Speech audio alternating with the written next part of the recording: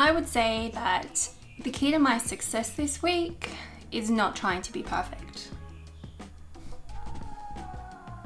Welcome to my third week of eating tofu for more collagen. Every week for this month, I've been trying to eat this much tofu to increase the collagen in my skin.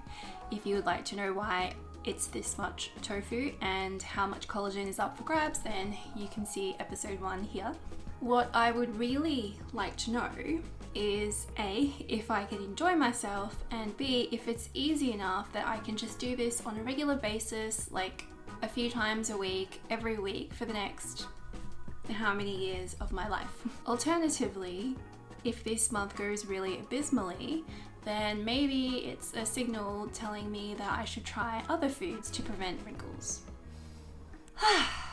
So, yet again, this week went off to a bad start, just like week 2. I was feeling pretty uninspired and like I was already kind of getting sick of the tofu after week 1.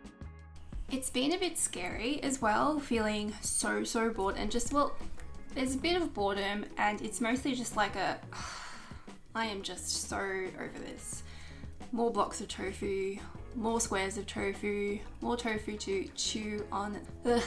So I ended up skipping day 1 because I figured it would be better to just let one day slide than having like this other stubborn part of me just like push against and get me to stop altogether, which has happened to me so many times in the past when I've tried to stick to a meal plan or I've tried to lose weight. It's like there's a part of me that just really resists trying to be perfect and trying to be somebody who I'm not actually.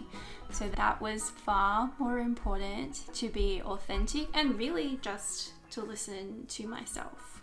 Listening to yourself is a good thing, right? But it was also kind of scary to feel that strong resistance because I've been looking to what other benefits there are of soy just beyond the collagen in your skin. And did you know, like, it's probably really good for your hair?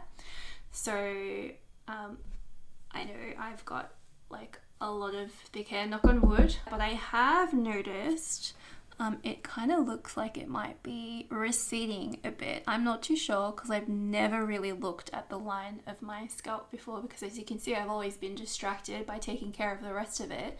But I have noticed that there seems to be like a bit of like there's a like it's just like lighter and fuzzier here, and this is starting to freak me out a bit, particularly because a few of my friends who are going through their menopause, perimenopause, have been asking me, Hazel, like what can I do for my hair? My hair's starting to recede a bit, it's starting to like thin out a bit, what can I do? So I'm looking at their worry, and that's starting to cause me worry if I'm, possibly seeing the early signs of this starting. I want to get ahead and I want to help you if that's what you're experiencing as well. So like let's figure this soy and this enjoying tofu thing out once and for all, because honestly, if it's as easy as that, why not? So the reason I say that soy could be really helpful is that soy has something in it called spermidine. I hope I said that correctly. Yes, it does sound kind of funny. I can hear it. People who eat a diet rich in spermidine actually have less hair loss. So it has become even more important to me that I keep going with this, and that was my approach to week 2, was do whatever you have to do to get this done. So day 2 looked like this, trying to treat myself as if I was a little child. This is a deep fried, very crispy lemon and garlic tofu. And yeah, I know I just said before that I was getting bored of squares of tofu with rice. So I thought, let's give this extra crispy tofu a go. It worked really well in week 1 and it tasted good. I had a cousin come over and she basically ate all of it. Anyway. And she's a meat eater. This, by the way, is what it's meant to look like. Mine doesn't look nearly as good as that, and the link to the recipe is in the description box below.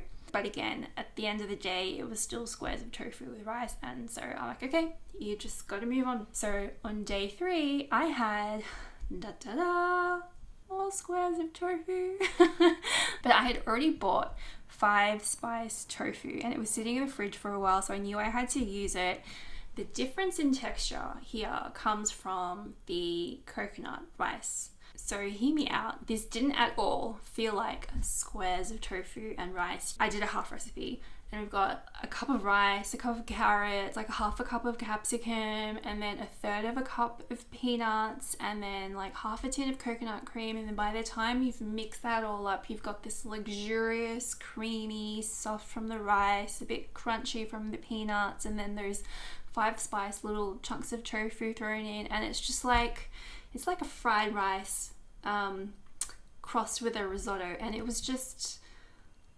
divine. It was really divine. I definitely wasn't feeling sick of tofu by the time I had this recipe, and the most surprising thing about this was just how hearty it was. It just felt so comforting. Because it was so filling, I just like had it for leftovers the next day, and I turned it into a breakfast burrito, and that was just like, it was one of those moments where you're like, oh, where have you been all my life? How have I not figured this out before? This recipe like really brought me back into this this challenge. After this, I was thinking, great, I'm just gonna like find loads of yummy recipes now. This is gonna go so awesome, and no. The next recipe I tried was a pasta with silken tofu, which in theory should definitely work. And it just like, it was onions and garlic and lemon and nutritional yeast just mixed up with the tofu, and then you warm it up, and like, who could go wrong, right? I'm definitely going to in the future try more tofu pasta sauce recipes. I don't know, I didn't vibe with this one. Fortunately, I found myself a recipe for tofu taco meat, and that was again another one of those, where have you been all my life? How have I been eating plant-based for how many years, and I've never ever tried this? Because this was delicious, delicious, delicious. All you do is create a marinade with the soy sauce, add some of the spices, a little bit of oil, mix it up, and then you just crumble the tofu into it, roll it around. You don't even have to let it sit and like marinate in it. Spread it out on the baking tray, and then you basically bake it for 30 minutes. While I was baking it, I decided to make a colorful mango salsa because mangoes are also anti-wrinkly.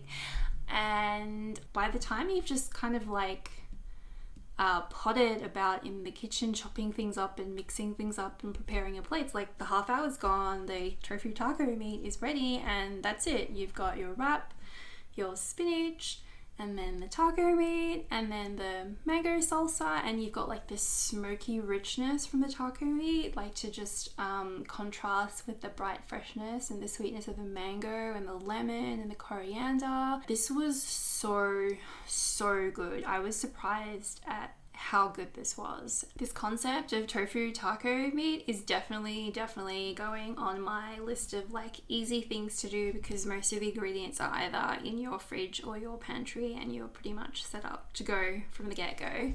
I will say this for the recipes: if you are highly interested in more collagen, then you want as much vitamin C as you can get to support the production of your collagen. This is why I went with the fresh mango and capsicum salad, because the capsicum has a lot of vitamin C in it, but that vitamin C actually degrades like 98% when you cook it. So I know in fajitas, and in one of these recipe links below, the blogger actually throws it into the oven, and I love roasted capsicum as well. If you want to do it like that, then feel free to do it like that, but just be mindful that you're going to lose most of your vitamin C when you do it like that. So you can either A, keep it out and have it raw in a salsa, or B, like just use that as an excuse to like eat more roast capsicum and like double the quantity that you've got. Either way, what works for you. I just want you to have the best information so that you can make the best decision for yourself. The point is, you have to enjoy it in order to eat it, in order to flourish. I have to say, my faith is renewed in my ability to end this month and enjoy myself. I'm not entirely sure what I'll do for the last week, but my plan is to go big and to really put the celebrate in the celebration of tofu. So I'm thinking at the moment like a pizza and some burgers or some banh mi, particularly because it's going to be hot weather here in Melbourne the next couple days. It'll be nice to have something really light and refreshing. In the meantime, I hope you enjoy some extra tofu as well. I'm definitely looking forward to seeing how this next week turns out, and I'll see you later. Bye.